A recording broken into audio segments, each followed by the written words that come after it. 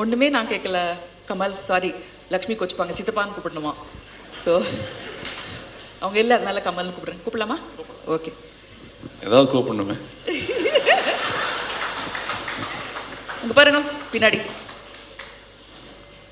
இத்தனை பேரும் கேள்வி கேட்டிருக்காங்க. முதல் 2 கேள்வியை படிக்கிறேன். இல்லை ஒரு கேள்வியை படிக்கலாமா? ஒன்று ஒன்றா படிக்கலாம். யாரு கண்டுபிடிக்கலாம்? வீரபாண்டிய கட்டபொம்மன், கப்பலோட்டிய தமிழன், கர்ணன், இது 3இல் எந்த ரீமேக்கில் நடிப்பீர்கள்? வீரபாண்டிய கட்டபொம்மன், கப்பலோட்டிய தமிழன், Karnan. Your time starts now. இல்லை அது ஓகே, என்ன வேஷம்னு சொல்லி.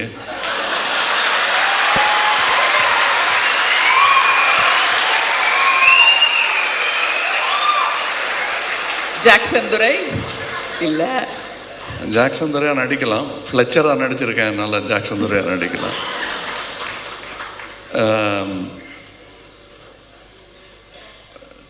கப்பலோட்டிய தமிழன் நல்லா இருக்கும்னு தோணுது. ஏன் அப்படின்னு கேட்டிருக்காங்க.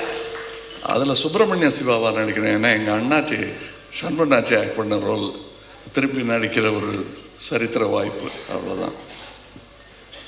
அந்த ஜெயிலில் போய் போனதுக்கப்புறம் அவரை பார்க்குற சீன்லாம் ரொம்ப இன்ட்ரெஸ்டிங்காக இருக்கும். அதை ஞாபகம் வந்திருக்குன்னு நினைக்கிறேன். I think Tamil cinema lovers would remember that scene. 2வது கேள்வி, the same person is asked. இந்திய சினிமாவின் நூற்றாண்டில் மிகச்சிறந்த பரிசாக நீங்களும் ரஜினியும் சேர்ந்து நடிப்பீர்களா? ஆமாம் என்றால் நன்று, இல்லை என்றால் ஏனுங்கோ. அப்படியா? சரி, இதில் பரிசு உங்களுக்கு எங்களுக்கு வெறும் அப்ளாஸ் மாத்திரம் போதாது, எங்களுக்கு கொடுத்துட்டா படம் எடுக்கிறதுக்கு. இதுக்காக தான் நாங்கள் நடிக்காமல் இருக்கோம், வேற ஒன்றும் இல்லை. ஃப்ரீயாக நடிக்கலாம், அதுக்கு எங்களுக்கு வசதி வரும்போது பண்ணிடுறோம். எனக்கு அதுவும் இல்லை, அவர் எப்படியோ தெரியாது. இந்த 2 கேள்வி யார் கேட்டிருப்பாங்கன்னு நினைக்கிறீங்க? தெரியலையா? ஏனுங்கோன்னதுனால வேற ஏதாவது? இல்லை இல்லை, அது நம்ம போட்டது. அவங்க கரெக்டாக தான் போட்டாங்க. அப்படி கேட்பாங்க. இல்லை, எனக்கு இந்த இது கன்னத்தில் குழி விழ கேட்பாங்க. ஓ, ஸ்ரீபிரியா கேட்டிருப்பாங்க. க்ளூ கொடுத்து தான் வின் பண்ணாரு. ஸோ அதனால இந்த ப்ரைஸ் கிடையாது உங்களுக்கு. அடுத்த 2 கேள்வி கொஞ்சம் குண்டக்க மண்டக்க இருக்கு, எனக்கே புரியல. இந்த ஸ்டேஜில் ஏஜில் உங்ககிட்ட புத்திசாலித்தனமான ஒரு கேள்வி, ஆனால் அது என்னவா இருந்தால் பதில் சொல்ல உங்களுக்கு தடுமாற்றமாக இருக்கும். பிரச்சனை என்னன்னா, நான் அவர்கிட்ட புத்திசாலித்தனமா ஒரு கேள்வி, ஜாலியா இன்னொரு கேள்வி கேளுங்க, உடனே அப்படியே டென்ஷன் ஆயிட்டார். காலையிலேருந்து எழுதி அமைச்சிருக்காரு. எனக்கும் புரியல. நான் சொன்னேன், இந்த கேள்வி கேட்டால் உத வாங்குவேன் நான் அப்படின்னு. இந்த ஸ்டேஜில் இந்த ஏஜில் உங்ககிட்ட ஒரு புத்திசாலித்தனமான கேள்வி, அது என்னவா இருந்தால் பதில் சொல்ல உங்களுக்கு தடுமாற்றமாக இருக்கும். எந்த கேள்விக்கு பதில் சொல்ல தடுமாற்றமாக இருக்கும்? ஏஜ், தடுமாற்றம் எல்லாத்தையும் சொல்லியிருக்காங்க. அதெல்லாம் ஒன்றும் தடுமாற்றம் இல்லை. கேள்வி என்னன்னு அவர் புரிஞ்சுட்டு கேட்டாருன்னா தடுமாற்றம் எல்லாம் வருங்க. இல்லை, ஐ திங்க் அவருக்கு அந்த கேள்வி வரல, அவர் கேட்க தெரியல, ஆர் ரொம்ப பிஸியாக இருந்தார் ஷூட்டிங்கில். இல்லை இல்லை, என்னமோ சொல்ல வந்துட்டு அப்படியே மூடி மழுப்பிட்டாருன்னு நினைக்கிறேன். சரி, அதான். இல்லை, I think what he wants to do is பதிலே இல்லாத கேள்வி ஒன்று கேட்டே ஆகணும்னு கேட்டிருக்கேன். இல்லை அப்படி இல்லை, சம்டைம்ஸ் யூ லைக் பதிலே பிரமிச்சு போகிற மாதிரி. இல்லை, பிரமிச்சிட்டேன்னு சொல்லுங்க. இல்லை, இன்னைக்கு 2 நாளைக்கு முன்னாடி நமக்கு சுப்ரீம் கோர்ட் ஆர்டர் வந்திருக்கு.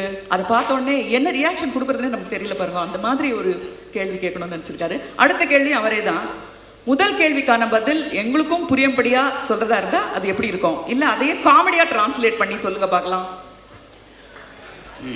இது ரொம்ப குழப்பமா இருக்குல்ல? ஆமா, வீம்பு. இவர் கூட சண்டை வச்சுக்கூடாது. குண்டக்க மண்டக்க, அதுவும் வடிவேலோட சேர்ந்து ரொம்ப குண்டக்க மண்டக்க பண்ணுவாரு. அவர் யாருக்கு கண்டுபிடிச்சிருங்க பார்க்கலாம். இல்லை தெரியல. பார்த்திபன் இருக்கும் நினைச்சேன். தனியா பார்த்து வச்சுக்கலாம். சொல்ல வேண்டிய பதிலெல்லாம் நான் தனியா சொல்றேன். அடுத்து ஒருத்தர் 4 கேள்வி கேட்டிருக்காரு. If director and cameraman are like husband and wife, who is the other woman? இல்ல, இங்க ஒரு Ardhanari உட்கார்ந்துருக்காரு, Balu Mahindra. You tell me who is the other woman? அதாவது டைரக்டரும் ஒளிப்பதிவாளரும் கணவன் மனைவி மாதிரி அப்படின்னா who is the other woman? நான் தான் இங்கேயே ஒரு அர்த்தநாரி உட்காந்துருக்காரு, 2 மணி அவர்கிட்ட கேட்கலான்னு. ஐ திங்க் அவருக்காக சேர்த்து நான் பதில் சொல்லலாம். அவரை பல கேள்விகள் கேட்டிருக்கேன். இதில் இட் டிபெண்ட்ஸ். நான் அவர் 2ஆவும் இருக்கார். திடீர்னு புருஷனாக இருப்பார், திடீர்னு பொண்டாட்டியாக மாறிடுவார். It depends on what he wants to do. That I learn from him. When he goes on the sets, he lights it up there, he is a cameraman. Then he'll totally forget the cameraman. It's not about the shot. It's about what is in the frame. I don't know how he managed to dissect this both, because how unselfishly I saw and I learned it from him. I used it as an actor and a director. I learned it from him. So there is no other woman now. Okay. You said film festivals are temples of learning. Coming from an atheist, is it pat on the back or a kick in the butt? Well, depends on the butt and the back. And some needs kicking, some needs patting. So what I think is, when I say where lawyers learn their trade in England, it's called the inner temple. You don't have to be a believer to. We have many temples without gods. So what I meant is for you to understand a nation where it puts God above everything else. I thought I wanted to tell them what I believe is above everything else for me in my small world. That's what I meant.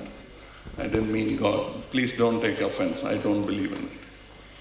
The third question from the same person. Sequels in நேரம் இது. Krish 3, Doom 3, Vishwarupam 2. இதே மாதிரி சச்சின் டெண்டுல்கர் 2, கமல்ஹாசன் 2 முடியுமா, நடக்குமா sequel? இருந்தாகணும். அதுக்காக வந்திருக்கோம். பேர் மாறுமே தவிர எல்லாம் அடுத்த தலைமுறை வரும், எங்களை விட சிறப்பாக இருக்கும் என்பதுதான் என்னுடைய நம்பிக்கை. சச்சின் வந்து ஒத்துக்குவாரா? நெக்ஸ்ட் விராட் கோலி சச்சினோட பிளேஸ்ல வந்துருவாரு. அது மாதிரி கமல் ஏதாவது ஒருத்தராவது கண்ணுக்கு தெரியறாங்களா உங்களுக்கு? somebody who's taking risks, கஷ்டப்படுறாங்க. என்னுடைய சுயநலத்தில் தெரியாமல் போகலாம், ஆனால் இருக்கிறார் என்பதுதான் உண்மை. இந்நேரம் வந்திருக்கணும். இந்நேரம் என்னுடைய நடிப்பை பார்த்து விமர்சித்து இதெல்லாம் ஒன்று என்ன இன்னாதையே பண்ணிட்டு இருக்காங்கன்னு சொல்லவும் ஆரம்பிச்சிருக்கலாம். அது எனக்கு கேட்காது. 4வது கேள்வி அவர் இங்கிலீஷ்லேயே கேட்டாரு, நான் வந்து தமிழில் டிரான்ஸ்லேட் பண்ணி சொல்கிறேன். 133 வயது சினிமா கேமராவின் உற்பத்தி நிறுத்தப்பட்டு விட்டது. கேமராவின் உற்பத்தி, they are not producing, making cameras anymore. நம் பழைய நண்பன் கைவிட்டு போனது போல் தோன்றுகிறதா? Have we lost an old friend? The air reflex camera and Mitchell camera where we used to shift, it's all gone. கலை மாறாது, கருவி மாறும். வாளை இழந்த கை போரையும் இழந்ததாக எண்ணி பெருமிதம் கொள்ள வேண்டும். வாழ் பண்ற வித்தை மறந்து போச்சுன்னா போரே நின்று போச்சு. சினிமா மாறும், சினிமா ஊடகம் மாறும். நானும் பாலுமகேந்திராவும் பூஜித்த சினிமா வேறாக மாறும், யூடியூபா மாறும். எல்லாரும் சினிமா பண்ணுவாங்க. தனியாக ஃபிலிம் இன்ஸ்டியூட்டுக்கு போய் படிக்க வேணாம், எல்லார் கையிலையும் இருக்கும். கவிதை மாதிரி யார் நினைச்சாலும் எழுதலாம், அதுவாகவும் மாறலாம். அந்த ஊடகங்கள் வரும் பொழுது எங்கள் ஊடகங்கள் பழையதாகும். இப்போவே என்னுடைய 2CBV ஆசையாக வாங்கினேன் நான். I used to call it my BV first. அது வாங்கும் போது because that's the first, you know that நான் கார் வாங்கலை, ஃபஸ்ட்டு கேமரா தான் வாங்கினேன். ஸோ தட் 2CBV ஒன்றுமே இல்லை. இப்போ வந்து சூப் ஊற்றி குடிக்கலாம், இல்லை செவத்தில். That's sad, Balu sir. Soup ஊற்றி குடிக்கலான்றாரு 2CBVல. இப்போதைக்கு அது அவ்வளோதான், அதுக்கு மரியாதை இல்லைன்னு சொல்ல. பட் அதோடைய தேவை இன்றைய நேரத்தில் இப்போ பாலு சாரே இப்போ வந்து டிஜிட்டல் கேமரா பண்ண ஆரம்பிச்சிட்டாரு. It will happen. செல்ஃபோனே யூஸ் பண்ண மாட்டேன்னு இருந்தார், இப்போ யூஸ் பண்ண ஆரம்பிச்சிட்டாரு. உள்ள இருக்கிற ரகசியத்தெல்லாம் சொல்கிறேன். ஓகே, நிறைய புஸ்தகம் படிக்கிற நீங்கள் Aamir, you read a lot. கிண்டலில் படிக்க முடியுதா? ஃபாண்ட் எல்லாம் பெருசு பண்ணி செப்பியா டோனில் பண்ணி, you know, you do so many things. Pages can be marked. Do you find it comfortable reading on a Kindle? On an e-book? Yeah. Yeah. Sorry, I'll mind. I'll read it on rocks. I'll read it on Kindle. I'll read it from anywhere. As far as I can read, that's fine. Okay. So டெக்னாலஜிக்கு பெரிய கைதட்டல் வரவேற்பு இவர்கிட்ட இருந்து இருக்கு. No, பண்ணவே முடியாது. I used to think of all that. There was a time when we all felt that only black and white photography is the only photography. But it's a belief. Some people have so much love for it that they don't want anything else to replace it. But I don't mind. For me, it's the content. சரி, இவ்வளவு 4 கேள்வி கேட்டிருக்காருல்ல, அவர் யாருன்னு கண்டுபிடிக்க முடியுமா? தெரியல. உங்க ரொம்ப friend, அடிக்கடி பறந்து வந்துடுவார், பக்கத்து ஊர்லேயே இருக்காரு, பறந்து வந்துடுவார், நீங்களும் போவீங்க அவரை பார்க்குறதுக்கு, 2 பேர் சேர்ந்து எழுதுவீங்க.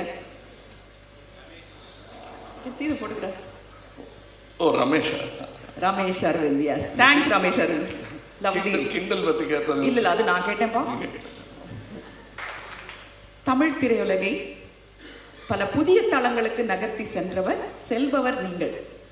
வர்த்தக ரீதியாக உங்கள் முயற்சி வெற்றியை சில சமயம் இழந்தாலும் உங்கள் வித்தகத்தை முதலாக வைத்து விடாமுயற்சியாக அடுத்தடுத்த கட்டங்களுக்கு தமிழ் சினிமாவை முன்னெடுத்து செல்வதில் உங்களுக்கு நிகர் யாருமே இல்லை.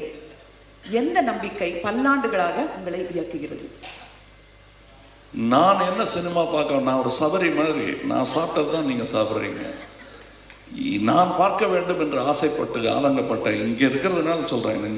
இந்த சென்னை ஃபிலிம் ஃபெஸ்டிவல்னு ஒன்று நடக்கிறது எவ்வளோ பெரிய கனவாக, எவ்வளவு தூரத்து ஒரு நினைவாக நடக்கும்னே நாங்கள்லாம் நினைக்கல. தேடி தேடி போய் படம் பார்ப்போம்.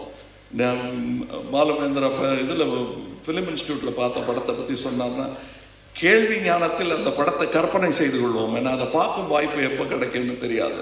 கிரேன்ஸ் ஆர் ஃப்ளைங்னு ஒரு படத்தை பற்றி சொல்லுவார், இன்னொரு படத்தை பற்றி சொல்லுவார். அது என்னைக்கு பார்க்க போகிறோம்னு தெரியாது.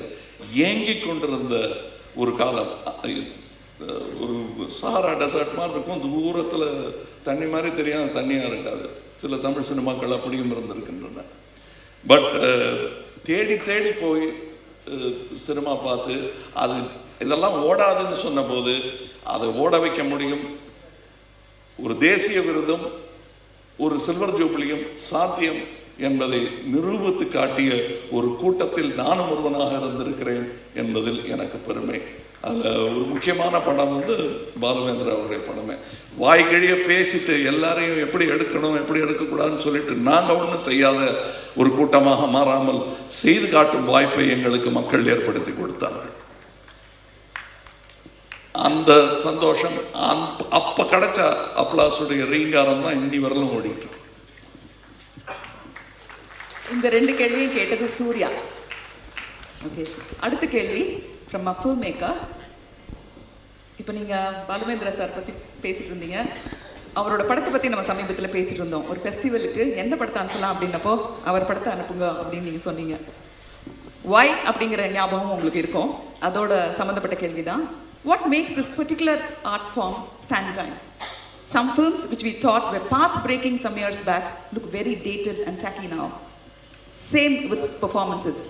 But some of the older, other old films look absolutely relevant even after decades. What is your magic ingredient? How does one aim for something that is relevant beyond today? I don't know. I think it just happens with what you read, what a filmmaker reads, who taught him cinema, all that matters. Like there are certain movies like Closely Watched Trains by Zeriman. I saw him this time at the festival. I was shocked to see he was all white and old, because I still remember the film as a very young film. Even today, his films are still young. It's still young. And many films, not all the films that we make. I've made 200 plus films. You cannot put all of them in a bracket, because some will never ever be remembered. They were just part of my paying income tax. So சில படங்களை உங்க படங்களை பின்னாடி பார்க்கும்போது கூட you think they are dated. உங்க படங்களை பார்க்கும்போது it's dated அப்படிங்க. It's dated. If I had a delete button, I'll delete it. Okay, இந்த கேள்வியை கேட்டது மாப்பிள்ள மணிதான். சம்டைம்ஸ் கமல் கால்ஸ் மணி மாப்பிள்ள just to irritate him. So அதனால மாப்பிள்ள தான் அந்த கேள்வி கேட்டார். மணி ரத்னம் asked this question. Next is a very, very peculiar question from a man who brings you melodies. But melodies. அழகான சுகமான சங்கீதத்தை கொண்டு வர வந்து காரமா கேள்வி கேட்டிருக்காரு. How can we address the hypocrisy and the farce of our films being censored? Why cannot we present the script before shooting starts to the censor board? How are we sure that the people viewing the films in the censor board are qualified critics or people who have a sense of basic cinema, like differentiating between camera and a projector? கோமாவே கேட்டிருக்காரு. யார் கேட்டது? நான் சொல்றேன், பதில் சொன்னதுக்கு அப்புறம். Okay. உங்களுக்கு நிறைய குரல் கொடுத்தவர்.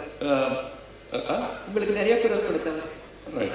Okay. So S.P. Balasubramanian, very unusual question coming from a musician about censorship.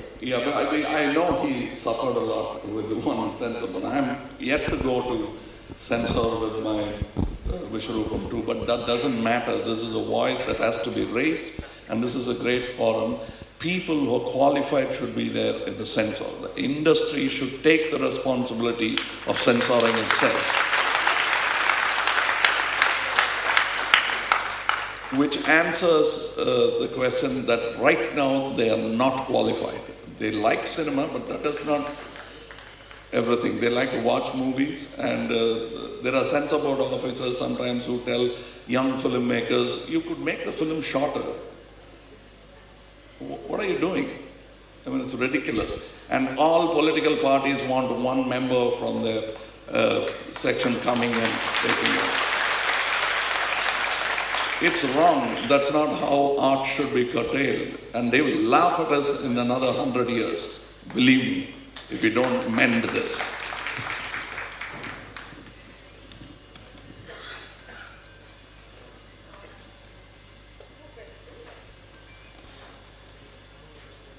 Slowly it's getting more and more dangerous. I'll ask you one paper is missing in this. The sheets are there.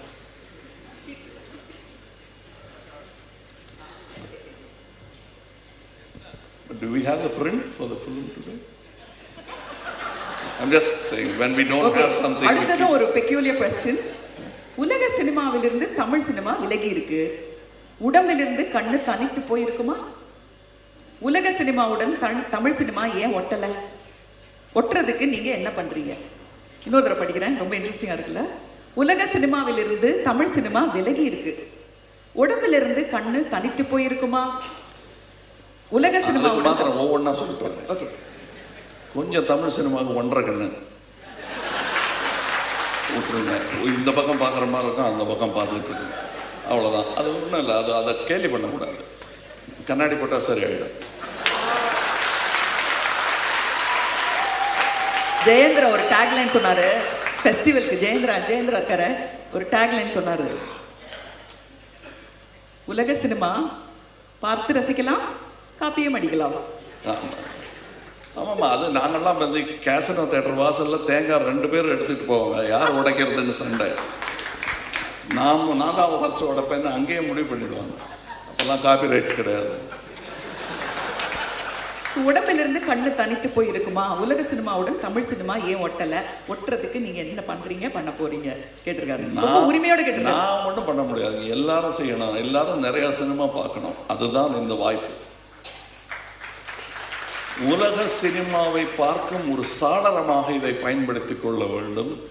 இதில் பங்கெடுத்துக் கொள்ளும் தகுதியை இனிமேல் தான் Tamil cinema அடைய வேண்டும்.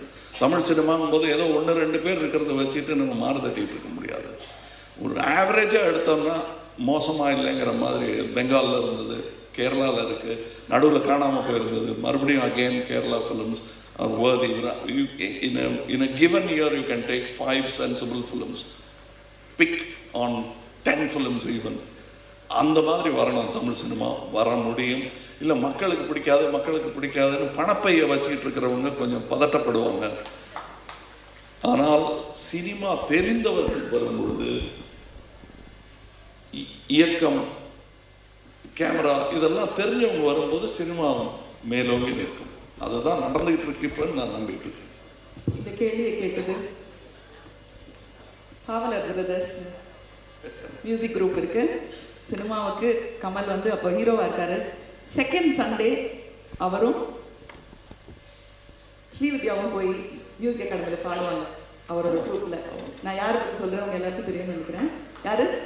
இளையராஜா. இளையராஜா இந்த கேள்வி கேட்டார். Okay, next is from writer, lyric writer. புதுமை புத்தன் சுந்தர் ராமசாமி, வா சிங்காரம் தொடங்கி இன்று எழுதி கொண்டிருக்கும் நவீன எழுத்தாளர்கள் வரை வாசித்துக் கொண்டிருப்பவர் நீங்கள். தமிழ் சினிமாவிற்கும் இலக்கியத்திற்கும் இந்த நீண்ட இடைவெளி ஏன்?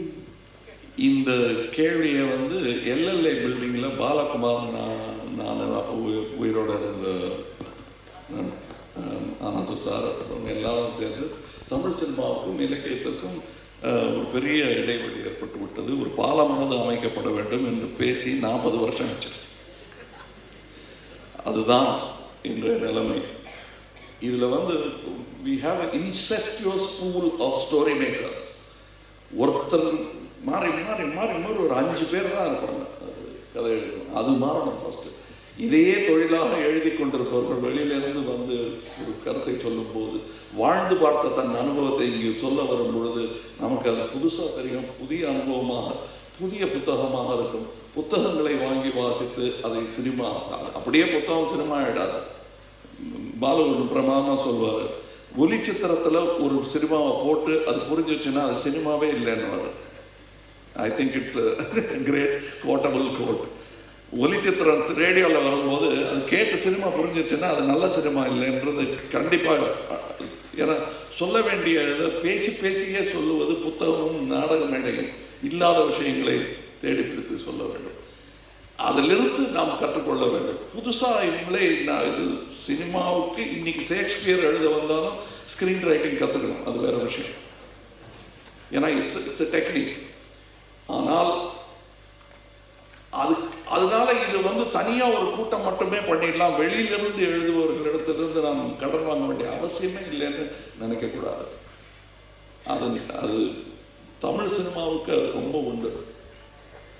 மலையாளத்தில் நிறைய அவங்க எடுக்கிறாங்க, புத்தகங்கள்ல இருந்து எழுத்தாளர்கள் வராங்க. இங்க தமிழ்நாட்டில் எழுத்தாளர்கள் வரவே இல்லைன்னு சொல்ல, வரணும், இன்னும் வரணும். 10வது தான் என்னுடைய நான்லாம் ரைட்டர் ஆனது காரணமே இந்த டிஃபால்ட் தான், வெளியே விட மாட்டாங்க உள்ளே உள்ள.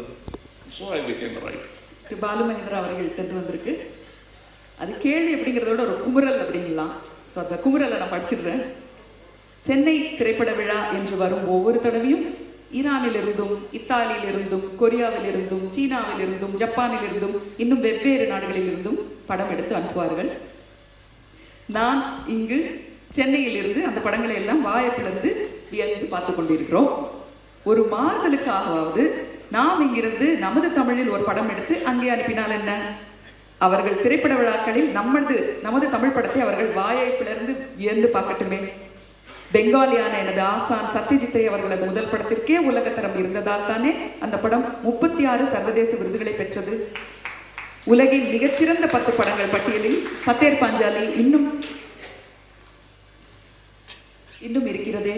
தமிழ் சினிமாக்காரர்களாகிய நாங்கள் ஏன் அப்படியான படங்களை எடுப்பதில்லை? நாம் எந்த வகையில் குறைந்தவர்கள்? நம்மிடம் தொழில்நுட்பம் இல்லையா? நமக்கான கலாச்சார பின்புலம் இல்லையா? இலக்கிய பாரம்பரியம் இல்லையா?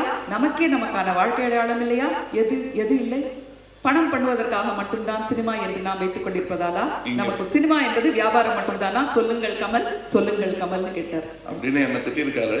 அதுல இது இல்லையா அது இல்லையா அப்படின்னு கேட்டிருக்காரு. என்னையும் சேர்த்து சொல்லுகிறேன், இதெல்லாம் கேட்டுட்டு இருக்கோம். இங்கே நிறையா ஃபிலிம் மேக்கர்ஸ் இருக்கோம். மானம் சூடு சொரணம் இல்லையா நமக்கு? அதையும் சேர்த்துக்கலாம். அதுக்காக தான் இந்த கேள்வி கேட்டிருக்காரு அவர். இது ரொம்ப நாளாக பேசிட்டு இருந்தது, எனக்கு புது குரலாகவே இல்லை. இது நான் ஒரு 35 வருஷத்துக்கு முன்னாடி எங்கேயோ ஏற்காடு மலையில் வேற ஏதோ ஒரு படம் பண்ணிக்கிட்டு இருக்கோம். இதை விட நல்ல படம் பண்ணணும்னு நாங்கள் பேசிகிட்டு இருக்கோம். அப்போ ஒரு கதை சொல்கிறாரு, இந்த படம் எப்போவாது பண்ணேன்னா எனக்கு நீங்கள் நடிக்கணும்னாரு. ஒரே வருஷத்தில் அந்த படம் பண்ண ஆரம்பிச்சிட்டாரு. அந்த படம் பேர் தான் Kokila. One of those films which I think has not age. நான் பார்த்தது ஒரு 3 வருஷம் ஆச்சு கடைசியாக பார்த்தது. அவர் பாலு மாத்திரம் பண்ணால் போதாது, நிறையா பேர் செய்யணும். அதை அவர் செஞ்சிட்ருக்காரு. இன்னும் நிறையா பேர் கற்றுக் கொடுத்துட்ருக்காரு. That is very important. And இப்போல்லாம் ஒழுங்காக உட்காந்து அவர்கிட்ட பாடம் கேட்டுக்கிட்டு இருக்கிற ஸ்டூடெண்ட்ஸ் நிறைய பேர் இருக்காங்க. நான் அப்படிலாம் ஒழுங்காலாம் கேட்டுக்கிறேன். அவர் தோளில் கை போட்டுக்கிட்டு அவர் கூட பேசிட்டு அவருக்கு அந்த பாடம் கற்றுக்கிட்டு ஒரு மாணவன் நான்.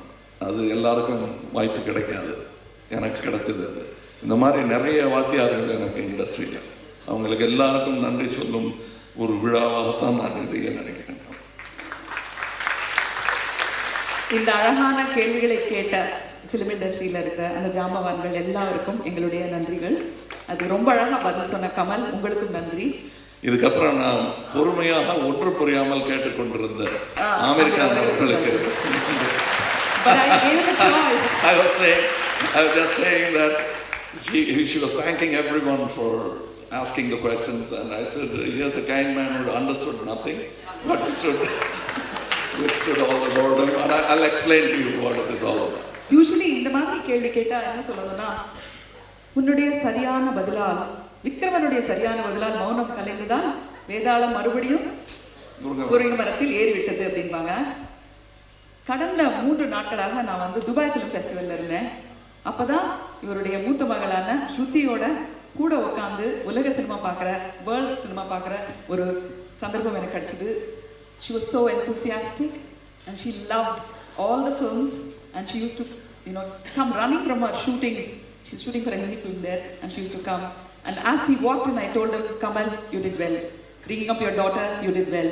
So, here it is for you. From one Hasan to the other Hasan. In Arabic, this is Hasan. Oh. It's Hasan in Arabic. So I just got it for you from Egypt. So can I put it around you?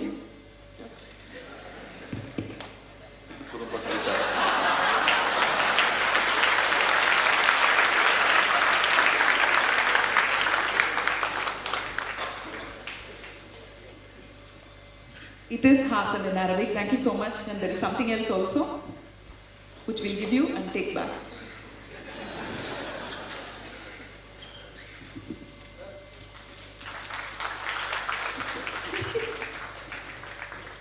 Now the podium is yours. We'll leave you alone. There is a special book by Nandita Chini Krishna, which is Madras Then and Chennai Now. So it's a beautiful book, so I'm giving it to you. Thank you. Mr. Tangaraj will remember when I used to come from shooting, like my daughter Shruti, who's rushing to see film festivals, one of the very few actors who would come to see, they used to screen films. Chennai Film Society used to screen films in Kalyana Mandaps, marriage halls. And that's what they could afford, bad screens, bad projectors, but great movies. My mentor, Mr. Anantu, used to pick me up from my studio, and we used to rush to see those films. From that day to now, Chennai makes me proud. The Chennai audience have made it possible. My salute to Chennai, and I see many more years of film festivals. Thank you. You've made us proud, Chennai. And I'd like to thank the Chennai International Film Festival for this invitation. One of the reasons being that I got to sit next to Kamal sir, who I'm a big fan of. But it's really wonderful, I think, and I believe this festival, I was told by Suhasini ji, was started by Mr. Thangarajan, and he pretty much single-handedly started it as something which was his own passion. And seeing his passion, I think the people of Chennai and of course the Chennai film industry really took it on, and it's really wonderful to see that. I was so moved and touched to hear the story. I think I sometimes wish, that in India we had across the country a chain of theatres which would regularly throughout the year showcase films from different parts of the world, and indeed different parts of our own country, films from different languages, which we could all get to see, films which are not necessarily mainstream films, which don't get released on big scale. So many wonderful films are made all over the world and which we don't even get to experience. So I really miss the fact that in India we don't have a dedicated chain of theatres which programs just for art house films. And I think while there may not be an extremely large audience for it, but I think there is a significant audience for it. And with a chain like this, which I hope someday will happen, with a chain like this, I think even the audience will grow for this kind of cinema. It will be a really healthy step towards better films. But in the absence of that, I think festivals like the Chennai Film Festival try and make up that. And of course, we have the Mumbai Film Festival also. So it's these festivals through which we get to see films made from all over the world. And I think it's a wonderful effort that the Chennai International Film Festival is doing. And I want to congratulate all the volunteers who are working here and each and every one who's part of this festival. Thank you. I'd like to wish all the viewers, all the audiences in this festival a very happy festival, and of course, all the filmmakers and film people who've come from different parts of the world. I hope that you have a lovely time here in India, and I hope that all your films are very well received and you get great audiences. It can be quite nerve-wracking. I've been to festivals with my own film, and you're worried about how people are going to react. So I do wish all the filmmakers here who have come here with their films a very successful and enriching film festival. Guys, have a great time. Thank you.